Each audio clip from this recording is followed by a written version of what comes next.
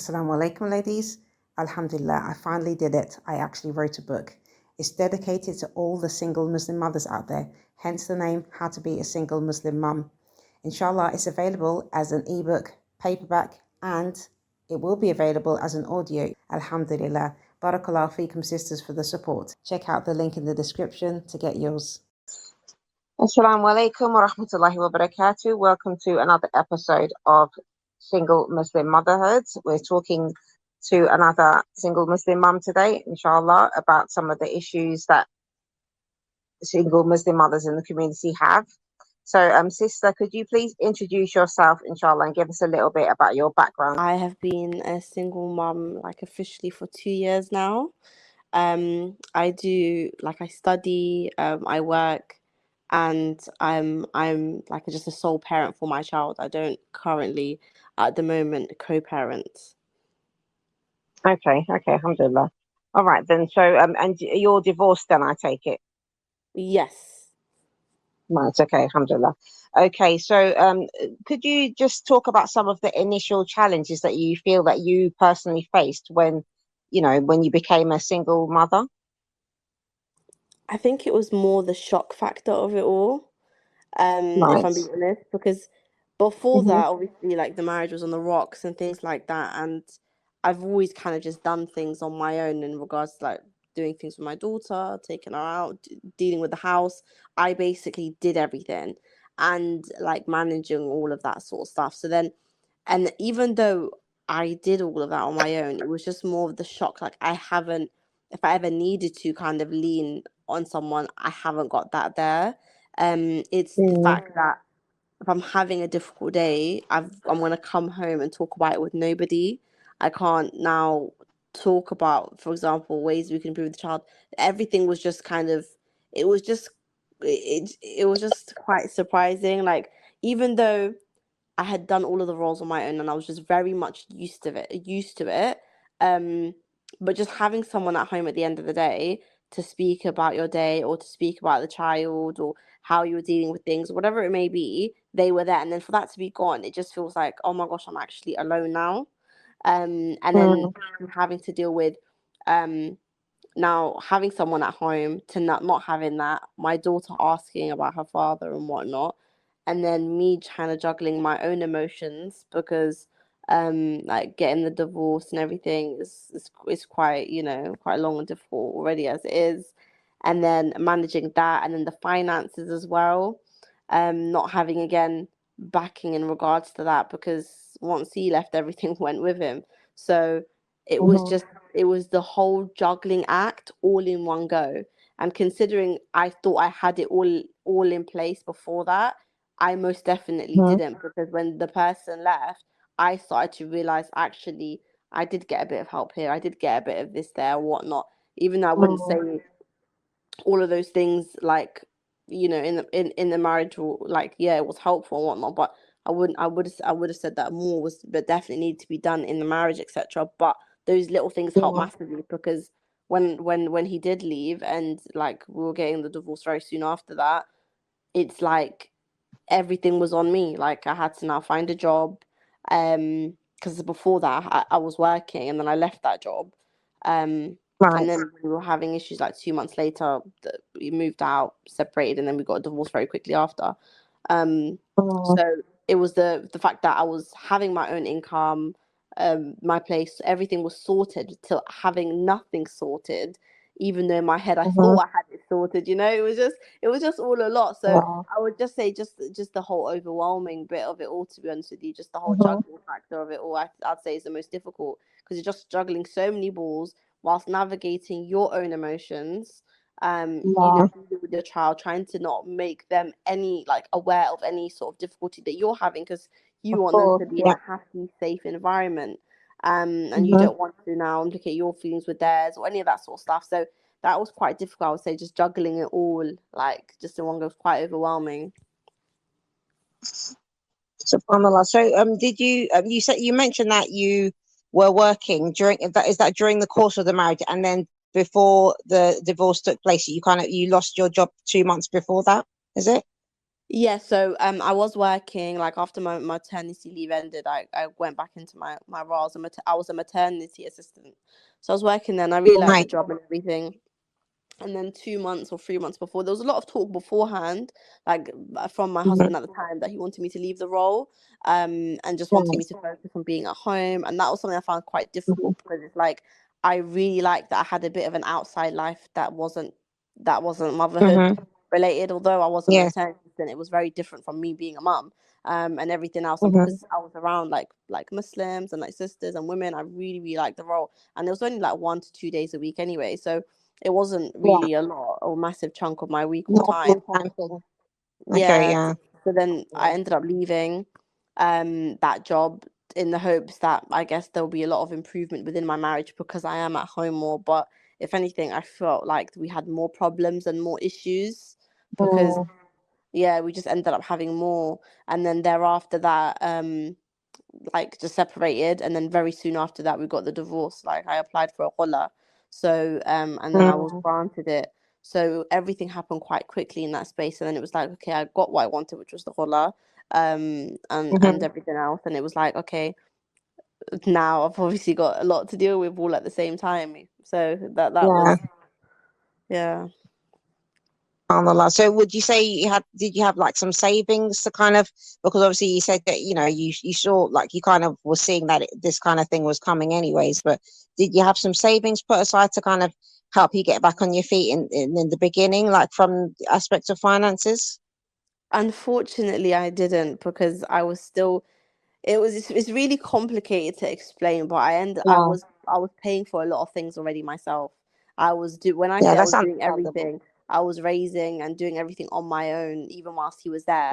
Mm. And he had like a self-employed sort of job where if he wanted to go out and work, he could do that, but he wasn't doing Yeah. that as much. So any money that I received from work, I then put it into the household bills, things my child needed, and anything else like that. So there wasn't necessarily room to save. I'm sure had I been a bit more wise Mhm. in hindsight, I would have most definitely tried to do so. But obviously, Mhm.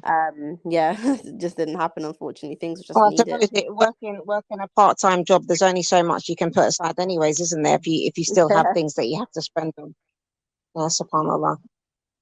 Okay, so those are initial challenges. You've mentioned quite a few there.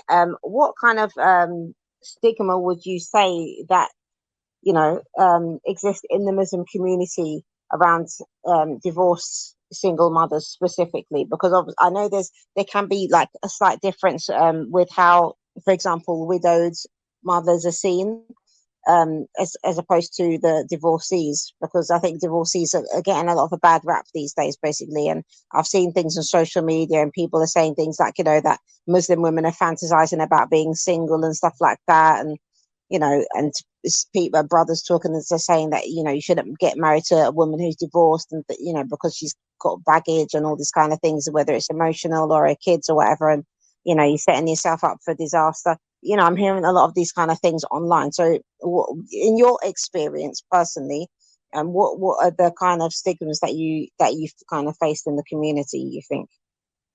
I think it just a little bit depends if, like, for example, if for those that are mums and are just solely parenting their child, they're not working, they're not just a mum, but that's their main role. They're just Yeah. motherhood, like they're really really involved in Mm. that. I find that the like misconception in regards to that is that they're not doing anything, that Mhm. they've literally got it easy, or they're just at home. And especially with the rise of homeschooling now since COVID, a lot of Mhm. parents have decided, you know what, I'm not going to focus on my career right now. I'm going to put it on hold because I want to raise my children and teach them the best way I can. That's not in like a mainstream school and all of that that's kind of going on in regards to the whole LGBTQ plus and what they're teaching the kids in schools and Mhm. things like that. A lot of parents want to protect their children, understandably, and when they homeschool and whatnot. And I've seen a lot of a lot other people that may not be single moms, or who are single moms but are working and whatnot, looking down at some of the mums who are there. And I just think, well, that's not right, because they're doing so many things, if not more, just as somebody Yeah. else who is out there maybe working or studying. It's just that it's in Hmm. the home. And just because you don't Yeah. see it, you think it's relaxing or you get to do chores, whatever it may be, it's not that. It's another difficulties, another job in itself, you know. Exactly. Exactly. And So I are you find that homeschooling? I'm not homeschooling right now. Okay, because I was going to say, like, I can relate to what you were saying, because I remember, like, when my children were very young, I started homeschooling them. I think my daughter was around 6 years old. Hmm. And it definitely, like, Muslims in the community, they would often say to me, oh, why don't you send your children to school and just get a job? They say, literally tell me that, it's part of, like, it's just like, oh, why that time homeschooling wasn't popular in the community at all. I think because Hmm. even though the whole, like, alphabet agenda has been going on for quite some time, Muslims have had their eyes really close to it. So I mean, that wasn't my reason for keeping them out of school. I just have never really trusted the school system, like, being somebody who's grown up in school and gone to school, like I know, like, the kind of things that happen in a school, and I really wasn't interested in sending my kids there when I knew there was, which for me was a better alternative as homeschooling. So yeah, basically, people, like, even when I tried to express some of the benefits of homeschooling, like, the Muslims in the community at the time, they was just like, you shouldn't be doing this, or don't be extreme, or something like that. And they would just tell me to literally go and get a job, put my kids in school and go and get a job. And I had a job, I was actually self-employed, but it was just, Each subhanallah, in like, they itself just is didn't a get it. job in itself. Like, I just don't understand that Exactly. concept, that you just think that they're not doing anything. Like, what do you think teaching is? Is that not a job? Do you not see teachers? What's the difference Exactly. between a teacher in a Exactly. school and a teacher at home? But Like, it's this is the exactly the thing. same. Yeah, subhanallah, and that's the thing. Like, I was actually looking at some of your, because mashallah, this is, you do a lot of really nice, like, kind of poetry and things like that. It's like, I don't know, I don't know if you call it poetry. I'm not very educated in, like, this kind of poetic stuff, but your writings, I'll just say your writings that you share online. One of the ones that you put up, you was talking about how what was it? Now I've lost my train of thought. You was talking about how God. I just had it in my head, like, the one that I was reading, because just literally what we was talking about now. Oh God, lost it completely. What was I saying? I was talking about how people try to tell you to get a job and this and that, and yeah, Yeah. you're doing the job, or yeah, basically, you had something that you was basically talking about how yeah, that now you're divorced, like, people around you say, like, you're free, and it's like they think that, like, you can do anything, kind of, because Yeah. you're this free person now. Yeah, and and Swan, I was just like, this is literally what it is. They think that you've just got all the time in the world because you're single. They have this kind of perception, that, oh, well, you don't have a husband, so you've just got free time. Like, I don't understand where that comes from, because I know that, yes, being married, it can definitely does keep you busy, but you've got somebody, like, if you're in a decent marriage, at least you've got somebody who is sharing the work, a little bit, at least, you know what I mean? And if you're in a good marriage, alhamdulillah, the husband will be doing, like, his fair share, like, if he's following the sunnah and everything, you've got somebody to really help you. And but when you're by yourself, you don't have these kind of options, unless you've got, unless you're blessed to have, like, close family around to kind of step Mm, in and pick up, where that person has, left, like, that's that kind of gap, so yeah, I just don't definitely. understand the perceptions.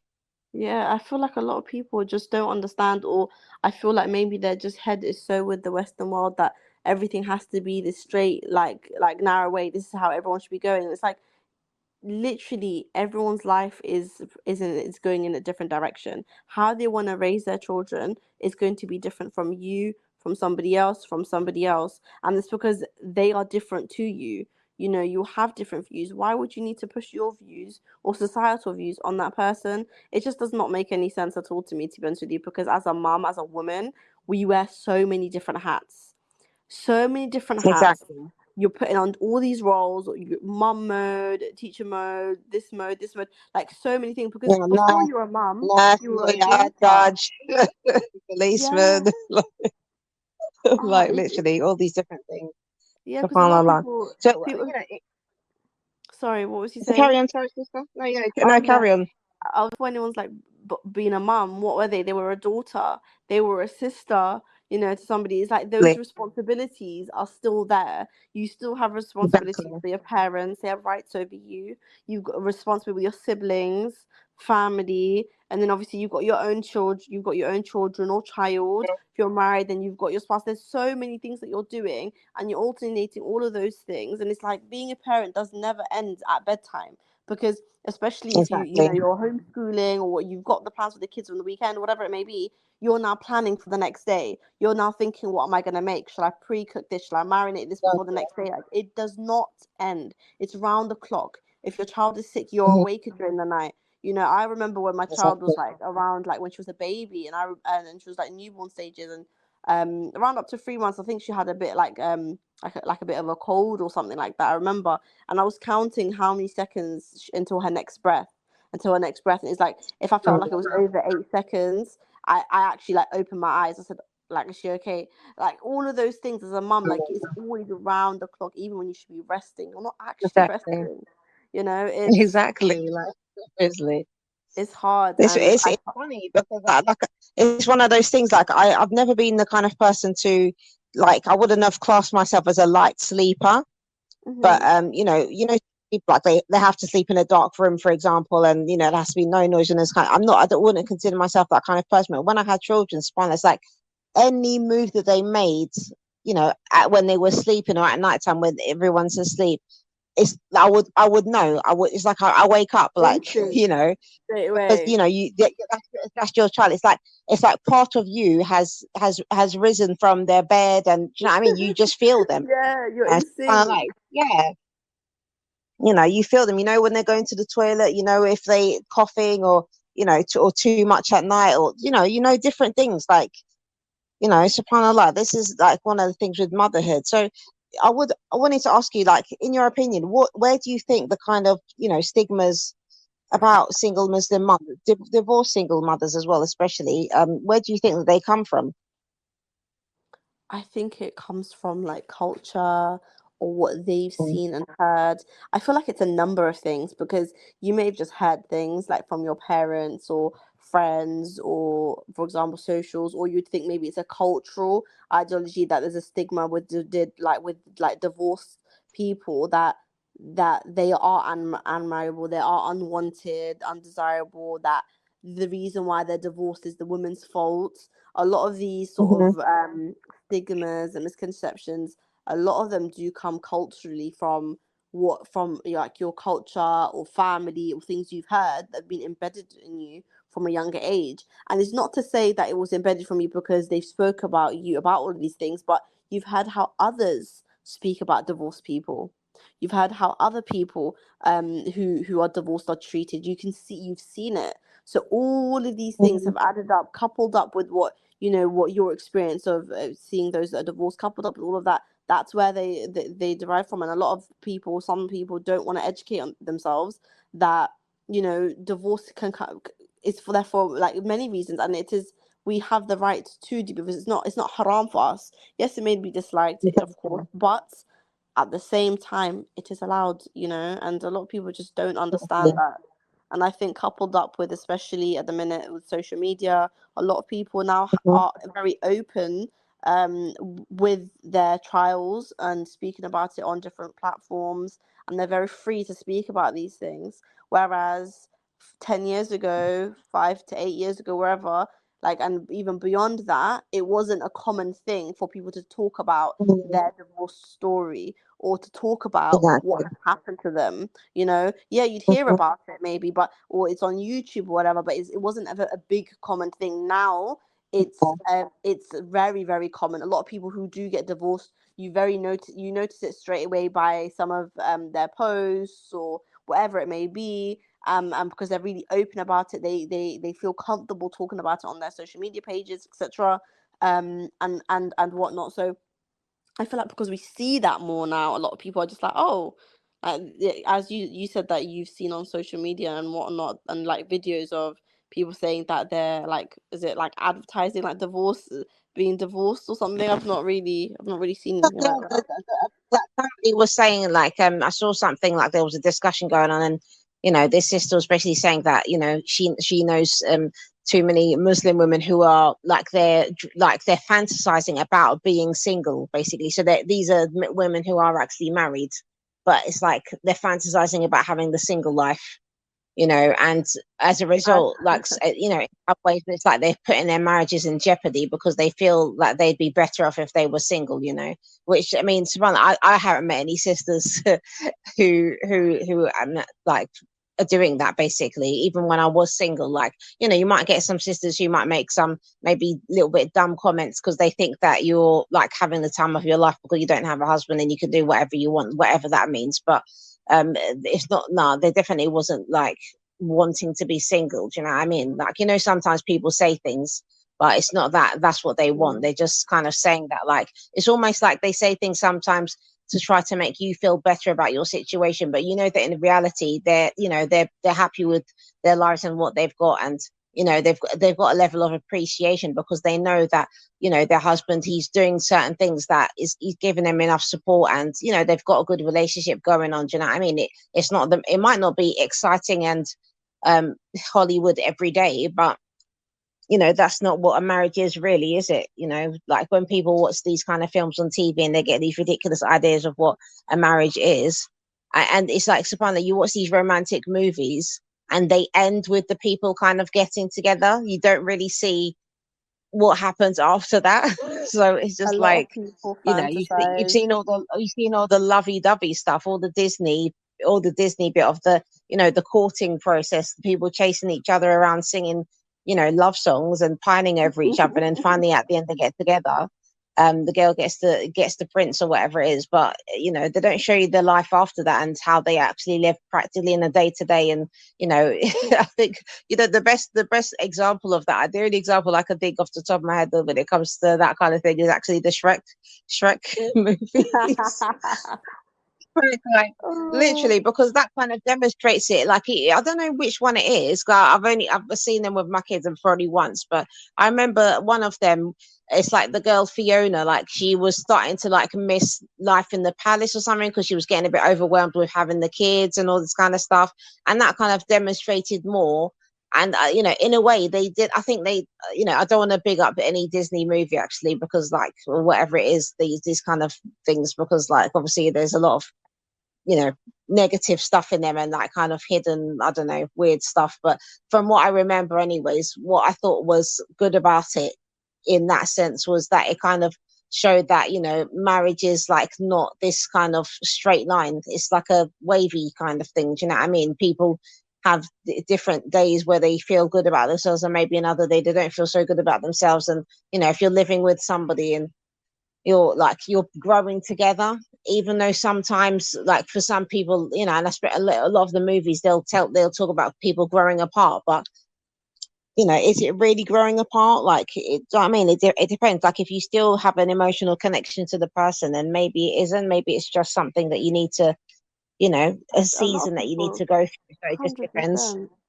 100%. A lot of people don't Yeah. understand that you could be in a marriage, a long-standing marriage, and you can ask anybody who's been in a long-standing marriage, you can fall in and out of love with somebody, but what remains is Yeah. respect, and what remains is Exactly. respect for that person, care for that person, and, Mhm. the fact that you've got a family with them, children and whatnot. Not everything is some sort of fairy tale, but I feel like in this day and age where a lot of women now can compare, men and women actually can compare their relationship to others because of what's posted online, but not understanding that they're seeing a Exactly. glimpse of what the other person wants to show.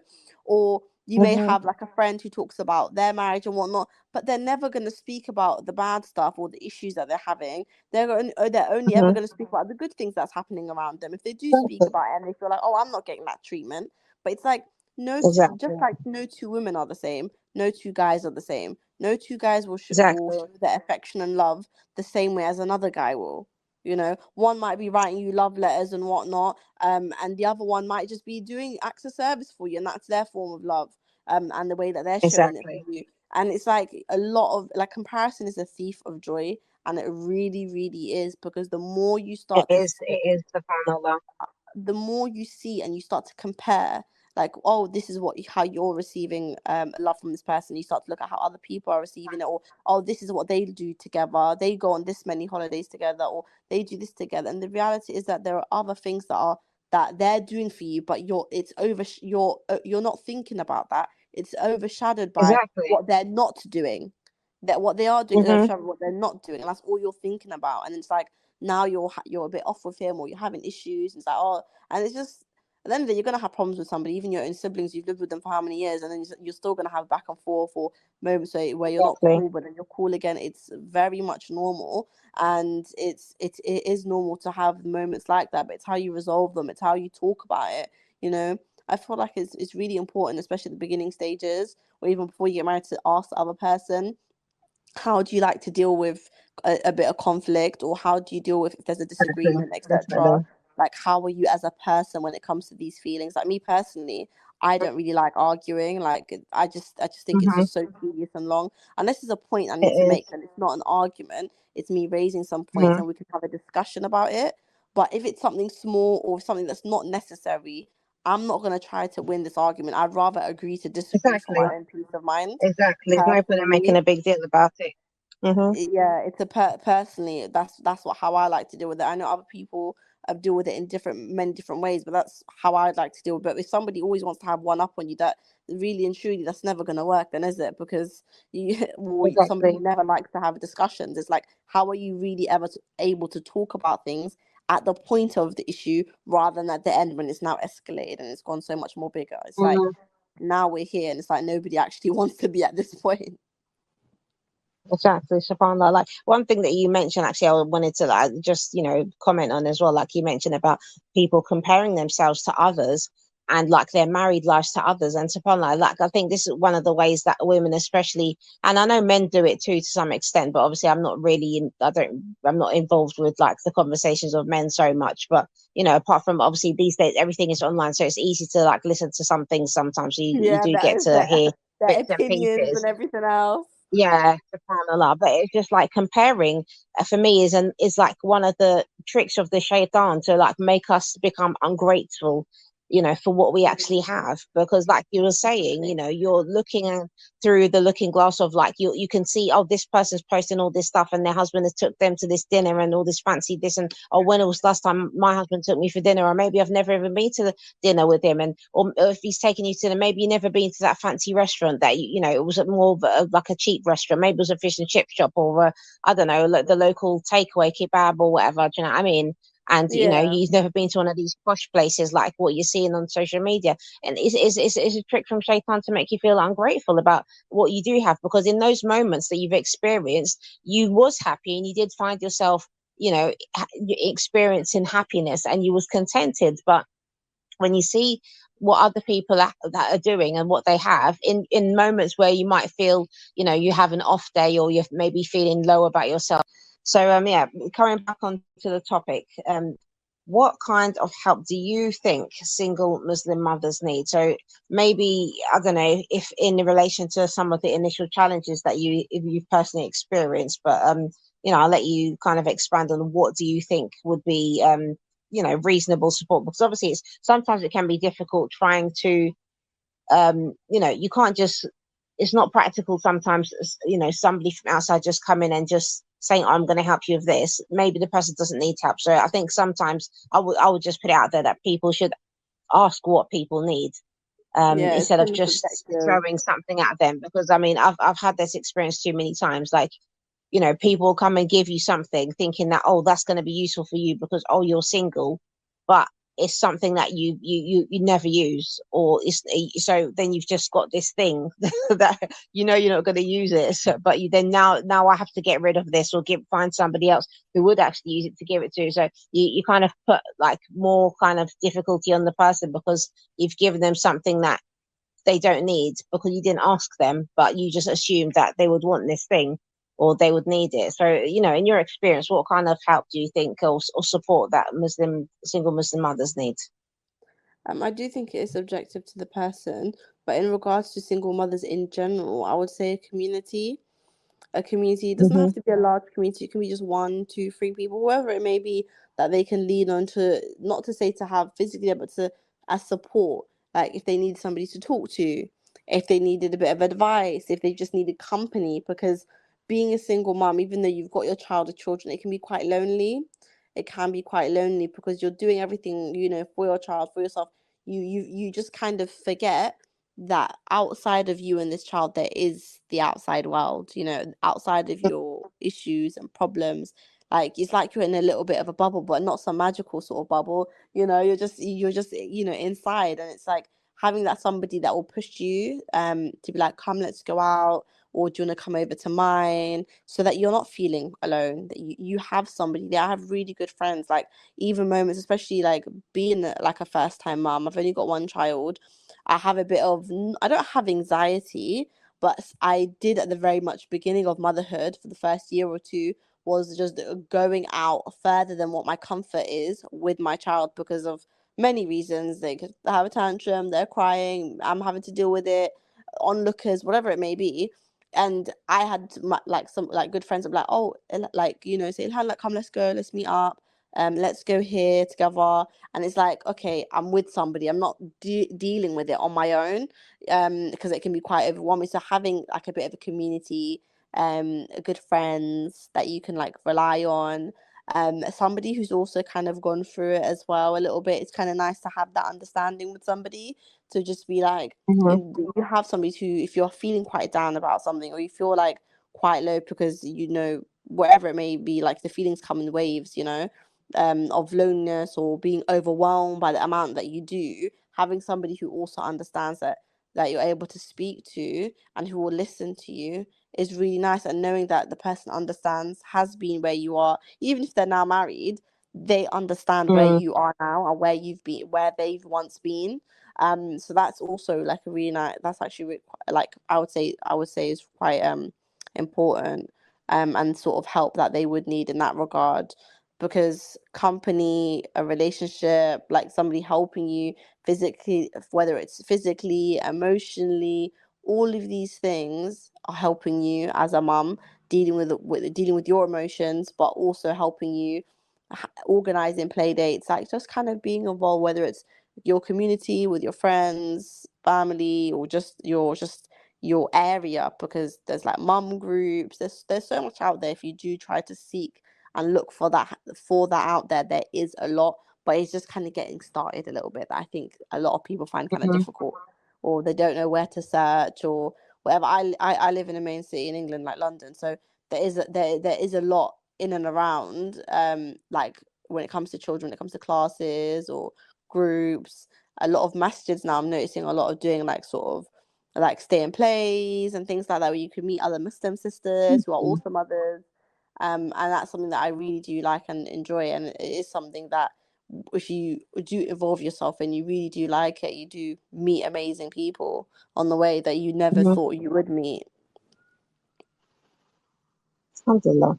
So, I mean, you mentioned, just now, loneliness and also like emotions. So I was going to ask you, what do you think are some of the like causes of emotional pain as a single Muslim mother, and how can we deal with those emotions? Okay, so again, I would say it will be very different for each and every person. For some, it might be the fact that they're doing it all alone with no help. That co-parenting isn't going quite well, or it's just not working out for them, or wherever it may be, like myself, and then having to you're just dealing with a lot all at the same time, but then you're not pausing to deal with it. You're just getting on with it because, as you know, life continues. Like the day will go on. Like you have no choice but to get on with it. It's not like before you're a mom or before you're married, where you can just stay in bed or whatever. You can't do that. You've got priorities. You are a mom first and foremost. You have to get up, sort out the environment that the child is playing in, be involved with them, be emotionally there, physically there. You've got your all those things, and then sometimes out of nowhere it does hit you. Especially as women, we have our hormones, menstrual cycles, all of these things play a part in how we're feeling. Like once every few months, I feel quite down about that I'm feeling quite overwhelmed, that I'm just doing a lot, because it's not just me. I'm doing things for as a mum. I'm doing things for example, I'm studying full time at uni. I'm working part time. The eldest sibling, and all of these sort of things. I'm dealing with, and over time, it just builds up, builds up, builds up, builds up. And a lot of single moms are also like that, and they just kind of blow. But having somebody there that you can speak to regularly, I'll say, really, really does help. And find something that helps the person. That, like, everyone's different. Like me personally, I like writing, so when I'm deep in my emotions, when I'm really down or really happy or whatever it may be, I like to write. So I like to like do poetry or just write. Before I got into consistently writing or poetry, I used to do voice memos from my phone, and I used to just Okay. record, like record stuff. Growing up, before like I started practicing and stuff like that, I used to just like write songs and things like that. Everyone's got their own sort of little way of dealing with things. Some people love turning to a friend, like that one person that they trust, that they can talk to about things, that they can offload to. Some people like to just go for a walk, clear their mind. Everyone has their own sort of way. Some may want to not be around the kids, and they just want to do something for them, fill their cup up, and they feel like they feel much more better, and things like that. So it does differ, and everyone experiences loneliness in different ways. Some may fight or just have a short little moment of sadness. Some, it will prolong over days and weeks, and it just kind of depends for them how they like to deal with it. And learning and listening to themselves as to what they need is really easy to think, oh, I can't focus on myself, I've got all this bit to do. But if you take a minute and you just try to think, what do I need, what little thing can I do at the end of the day that's for me, once child's asleep, everything in the house is done or whatnot, that you can just do for yourself. And those little things, asking yourself these questions, will really help you reassign what you need for yourself, what you need to do for you. And that way, when you implement those little things over time, you'll see a difference in yourself. You'll see a difference in your emotions, that you feel a bit much more better. You're a little bit uplifted, and it's like those little things that you did for yourself, whether it's doing your hair or like doing focus on the skincare, or doing like a whole body scrub, whatever it may be that you want to do for yourself, or read a book, or it could be a number of things that you just do for yourself. Some people like painting and whatnot. Whatever it may be, if you just have that little thing that you do, whether it's daily, once a week, designate that one thing. Like I remember I used to see like a mum. She was a mum of, I think, 5 or 6 at the time. I think Allah barak, now she's a mum of 8. And she used to say, I remember she used to say that Thursdays were her day. Like Thursdays were her day, where she was gonna be out of the house with no children, and she kind of went to pamper herself, or spent some time with her family or her friends. She did something different every day, but she was like, Thursday was her day, where she was just like, this is the time that husband's off, or her mum's got the kids, or whoever it may be, and she's able to do something for herself. She's like, that one day a week helped me reassign my whole week. Like I was good. And it's like, even if she was getting low, she was looking forward to that Thursday. She's like, okay, Thursday, I'm going to have this, I'm going to be able to do that. So having that one thing that you're doing for yourself, that you're looking forward to, can really help combat that, those down moments that you're feeling with your emotions, feeling lonely and whatnot. And yeah, it's a journey. I'm gonna be honest with you. I could say all the tips in the world, but you'll still feel those emotions. You'll still feel lonely at given times, and the main thing is that you're gonna overcome it. That's the thing I'd say, is that you will overcome it. You just kind of have to let it pass, and by doing those little things for you. Like, for example, some people, in moments that they are really, really low, they really get into like reading the Quran, Qiyam, and those things really, really help them. Not to say that they weren't doing it before, but they're doing it more so in moments like that, which is very, very recommended anyway. Yeah, definitely, definitely. Going through any kind of difficulties this is one of Allah's ways of showing us that we need to turn to Him, be vulnerable with Him, and really connect with Him as well. SubhanAllah. So yeah, it's really important actually. I wanted to ask you as well. What are some of the misconceptions that you think are existing at the moment about being a single Muslim mother? That they are, I'll say the main misconceptions that I've like heard of seen is that they're okay, like they don't need assistance in anything. They're all right. They've got it all in hand. You wouldn't think so because they're juggling so many things, but I've heard comments of people just think, oh yeah, they're doing all right, like they've got it all in Yeah. hand. And it's like, well, no, it may look like that because that's what we're trying to achieve, but we're not achieving it very successfully. We're literally just going by, you know. So some people have that misconception about being a single Muslim mom, and some think, as you mentioned earlier, about it being great, like, oh, you haven't got a man to deal with, you haven't got that headache. And it's like, I'm really sorry, it shouldn't be glamorized. I'm gonna be real, like it is a hardship. It is for some people. It was either a choice, it wasn't, or wherever it may be. Whether it was a good thing for you at the time, it's not a glamorized thing. It's something that unfortunately did not work out. You know, it's like when you fail your exams, no one's saying, "Oh, I successfully failed." No one ever says that, and it's literally just the same. It's literally just the same. It isn't something to be glamorized that in that it's easy. You get to do things on your own and whatnot. I feel like because of the Muslim community, like like some men are quite like protective over their wives and the things that they do and how they dress and whatnot, all of these things, which is within their rights, of course, with, you know, as being a husband.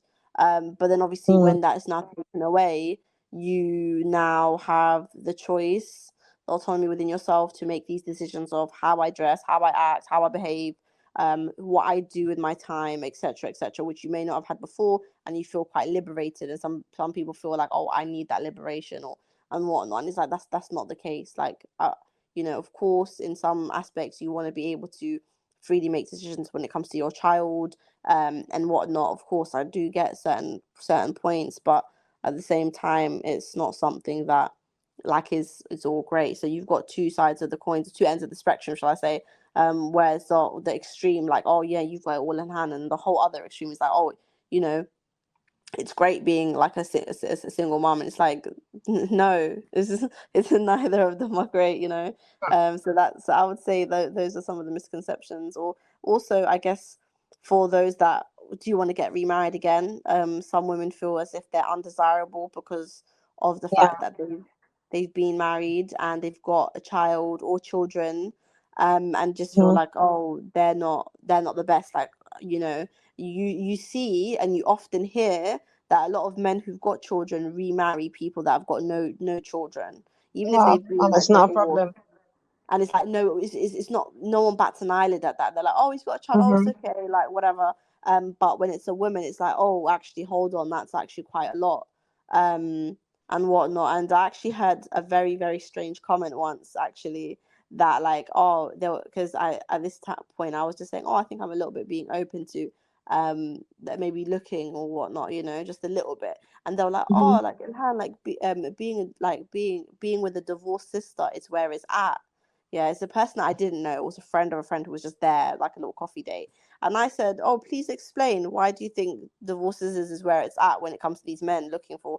They're like, oh, because you've got your own place, you've got everything patterned, you're on sort of benefits or whatever it may be. For them, it's easy. They don't have to find like a place to stay for you. They don't have to pay no deposit. You wouldn't want a wedding. They feel like it's just an easy thing just to get married to a divorce. And I just said, like, how, I'm really sorry, but how disgusting that you have that view that it's just easier to be with a divorced sister. I'm so sorry, but that's absolutely disgusting. Like, what makes you think that us divorced sisters want to be preyed on because of the fact that you think it will be easier for yourself?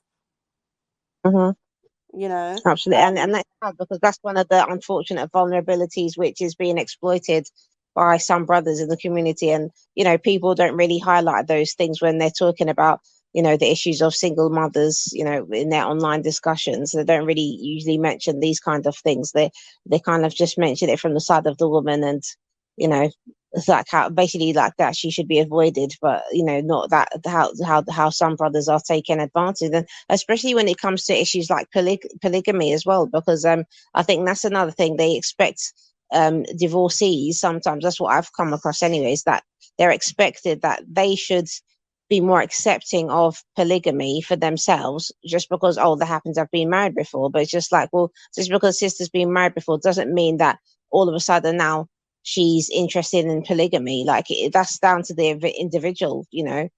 Somebody might have Yeah. never been married before, and they're very open to the idea of polygamy, you know, but don't expect that just because of the condition of divorce that somebody's gone through that, they're going to think, oh, well, let me just, you know, it's almost like, this is the problem. It's like, people view polygyny in a certain way, like it's viewed as something a bit negative in the Muslim community as a whole, like even though it's part of the Sunnah, and obviously it's not so widely practiced, especially like, you know, like in general, it's not widely practiced. It's like kind of still like the fringe thing that's done, like, you know, in certain communities.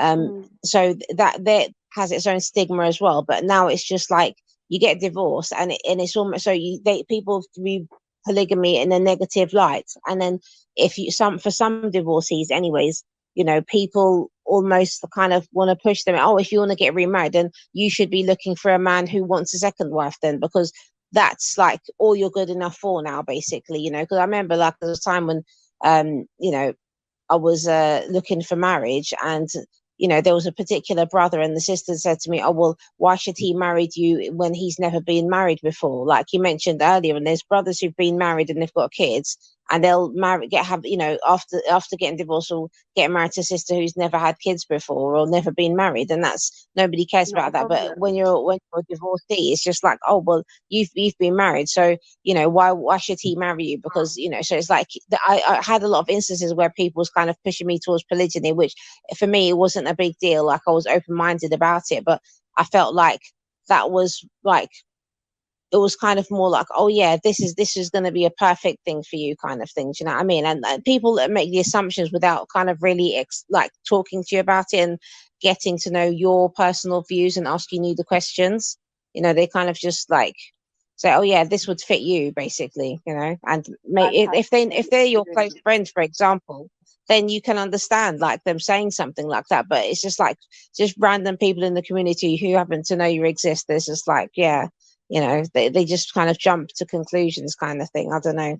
Yeah, I've had the same Yes, comment made probably. to me, like that, oh, like, you know, this is what you should go for, or, you know, that this is something that you should like look into, or you might be speaking to somebody very early stages and they'll be like, oh, you interested in polygyny or whatnot, and then you have that discussion like, oh, actually it's something that they're like, oh, if I'm going to decide to, you know, get to know you and whatnot, that's something that I think is very important that I want. And it's like, there's no problem if that's something that you're open towards in general and you're just putting it out there and it wasn't for me, then I discussed that with you. But you're now saying that because I'm divorced, specifically to me because I'm divorced. And it's like Mm-hmm. a lot of people like to push it to divorce sisters, which is a shame because it's a very beautiful thing and it can be practiced very beautifully. But unfortunately, it isn't. You've either got one side of the coin where it's looked at as undesirable or and whatnot, and you got the other where people are using it and then are not even completing the rights of actually being a husband to all of these Exactly. 2, 3, or 4 wives, and they're Exactly. not telling the other person. Like, a man might be married to 2 or 3 or 4, and each one of them do not know about each other.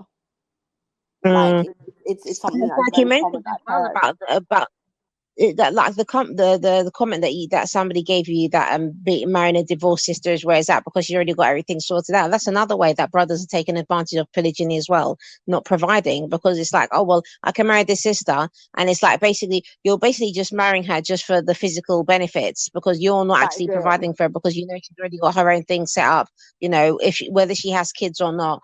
You know, she's single, she's got her own place, she's, you know, she works, whatever, so she's got her own income. So you're just there to be what, like, you know, I don't understand how those kind of relationships work when you're with somebody who is literally not performing any of their rights, or I'm sorry, any of their responsibilities towards you.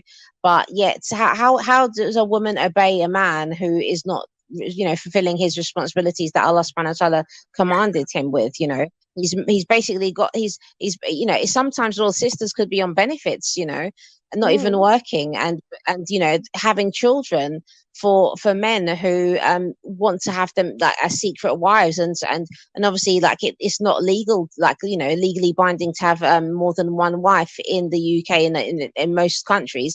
So, you know, these sisters, even though they've, you know, maybe married as a second, third, or fourth wife or whatever, they're having to, if they're on benefits, for example, they're having to lie to the local government that they're actually single, you know, single women. But if you're a Muslim, and that's what I've never, like, you know, been able to, like, get my head around how a Muslim man, like, where's your, like, your thira, like, where's your sense of pride towards Muslim women, and protecting them as a Muslim man, that you would be happy for your wife or one of your wives to be going to the, you know, local job center or wherever, and claiming benefits, you know, and telling them that she's single, and you know, every now and then the woman is going to be pregnant and she's having new kids and dragging them to the job center and saying that she's single all the time.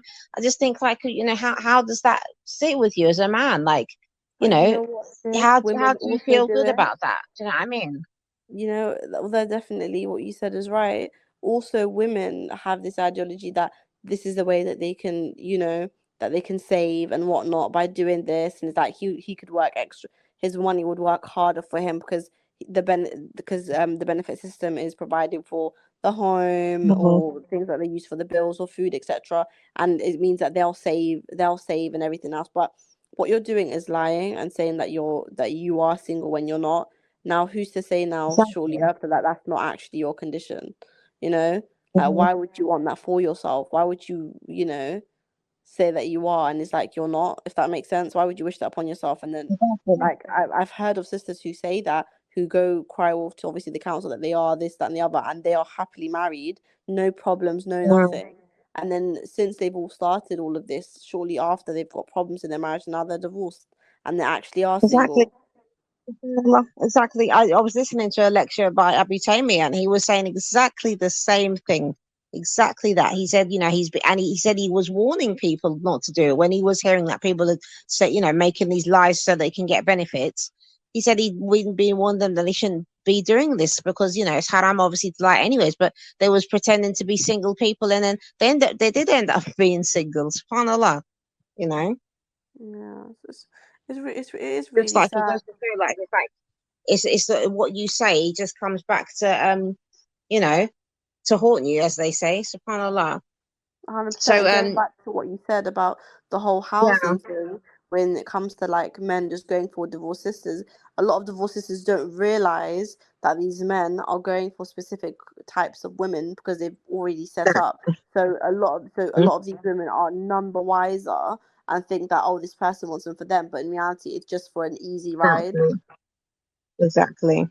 And I think as well, one of the things is when you know, for sisters who are looking for marriage, especially, and obviously, you know, being divorced and single mother and stuff like that, where if, depending on how you look for the marriage, and especially if it's online, you know, they have to really be aware of the kind of vulnerabilities that are obvious, because the more kind of eager you seem to be getting to want to get married, the more, and the more you open up and start talking about yourself and telling people things about yourself, or a potential suitor, for example, or whatever, you know, he can be sitting down there and he's just reading the situation, and, you know, putting together a picture of you, and, you know, that he can, in a way that is, you know, he can learn how to basically possibly manipulate you, you know. So that's the thing. It's like when you give kind of too much away about yourself as well, obviously you don't want to lie about who you are when you're getting married. I'm not saying you should do that, but there's certain things which, you know, like you have to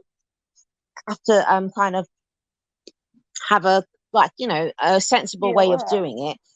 So, you know, that's why, you know, you have your wali involved. You know, you need a man to speak to a man to really find out, like, what are his intentions, and to be serious. But I think 100%. what happens a lot, especially in the West, is that, you know, sometimes the divorce sisters, you know, maybe they don't have a wali, or maybe they don't have a mahram, or, you know, or a wali who is a mahram, for example. So, you know, and maybe even if they have a mahram, maybe he's not supportive of them getting remarried. So they could be, you know, in situations where they're looking for somebody, but they don't have any male to represent them. And these are easy prey for, like, predators, you know, subhanAllah, which is unfortunate, because, you know, the women aren't being supported in that sense, where, you know, they're the people who are supposed to be responsible for them to make sure that, they don't get taken advantage of. They're not actually performing their roles, or maybe they're just, maybe they don't exist. And if you have a wali who is not your mahram as well, that's another thing where there's a difficulty in that as well. Maybe the person is sincere in doing their job, but it can be difficult for them too because of whatever, maybe depending on their situation. But at the same time, some people don't take it as seriously as they should. And I think that if you have a wali that's not your mahram, that wali needs to have in his mind, he needs to understand that he should be, treating you, in this situation, in this particular situation, that as looking for a spouse as if it was his own daughter, for example. Do you know what I mean? Or own sister, like by blood, because he needs to take that. He needs to see that this is a burden, but Allah's going to ask him about this, because it's not just, oh yeah, I happen to be this woman's wali, and oh, I'm fed up of going through this whole kind of process with her and looking for people or whatever. Just just kind of shove her off to whoever's interested, because if the quicker she gets married, then that's one less person I have to think about helping or whatever. Do you know what I mean? I think sometimes, wallahu alam, what's going on in people's heads, obviously, but sometimes the way things are done, that's how it comes across. 100%. And you mentioned the easy prey, and another thing I'd like to mention is about revert sisters. Revert sisters are targeted by certain men because of the fact that they don't have Muslim family, like they don't have Exactly. they might not even have any family here and whatnot, and they are targeted to wanting to get married to them and say that, oh, I want you and whatnot. But you kind of notice a pattern with these men is that they only go for reverts, or they go for a specific type of reverts. Exactly. Like they're like fetishized over certain groups of reverts, and it is really, really sad. And some men also just want to isolate them. Like I'll never forget, I saw a marriage profile of like a marriage profile, and he specifically wanted somebody who was a revert and somebody who was willing to be able to like make hijrah. And it's like, now of course hijrah is something that's very beautiful, and it can be really well, but why is it that as soon as you want to get married to this revert person, you want to move so you could isolate Exactly. from whoever she knows, and here in the Muslim community she has here, straight onto that now all she knows is you, so you can manipulate her and all of those sort of things. And I just think that's very dodgy. I saw that and I saw all the red flags. I just said, subhanallah, like may Allah protect the person that you get married to, because subhanallah, like that's not it. Why would you want to take somebody who has no Muslim family, have now built their own sort of Muslim community and family here, and now like literally take them away from everybody that they know, so that they are isolated, so that you can maybe potentially abuse your power as a husband. And it's like, so look at these women as prey, and I just think it's really, really, really sad. SubhanAllah. So what kind of advice would you give then in general, if you could give like say 2 pieces of advice to turn to Allah? I'll say to turn to Allah. Any issue that you're having, speak to Allah about it. Just try your utmost best to get as close to Allah as you can. It can be so difficult to be a new Muslim, like single mum, dealing with your emotions and wanting to it's so easy for the shaitan to just get to you basically, and for you to do everything but getting close to Allah. But that is the time when you really need to get closer to Allah, and Allah will pave the way for you and make it easier. And the second advice I'd give is that it does get easier. It may not feel like it because of the pain that you're feeling, the emotions that you're going through, but it 100% gets easier. And not you're gonna have your up and down days, as any other person. However, the immense feeling that you feel at the beginning of emotion, of stress, distraught, whatever it may be you're feeling in that moment, it will go away and it will get so much more easier. And you'll look back a year or two from now and be like, oh wow, like I've came such a long way. Like I can't believe I had that mindset at that time, or this is where I was at that time. And you're going to be so proud of yourself, of how far you've come. So yeah, those are the 2 advice: getting close to Allah, and that it does get easier. Alhamdulillah. So personally, I wanted to ask you, what would you say is one of the hardest things that you've personally had to deal with as a single Muslim mother? is dealing with everything on my own. So Mm, alhamdulillah, I do have family, I do have friends, and everything else, but I do day and night motherhood on my own, as well as my own sort of pursuits in regards to my studies. Because yes, I'm at uni, so dealing with that, I do it with the Open University, so it's all online. Alhamdulillah, so it mhm, makes it easier. But then obviously working so I can get a bit more of an income to provide for me and my child. So dealing with all of that, as well as my own sort of my own emotions and everything else, um, being a daughter, being a sibling, and all of that sort of jazz, like everything coupled up together, it can be really overwhelming. Although I do just get on with it, and I don't seem phased by anything that I'm dealing with. Um, is just the whole juggling act of it all. That's what I'd say. That's how I put it. It's a whole juggling act, and it's very difficult not to drop all of those balls all in one go, because it's like you're mhm, trying to balance, definitely. and it's like one falls, two, and you just feel like everything does. So that's what I'll say is difficult, just dealing with everything on your own. And I think that it's a common feeling with other single mums. Like even if they do have family or friends, ultimately they are the child's first point of call.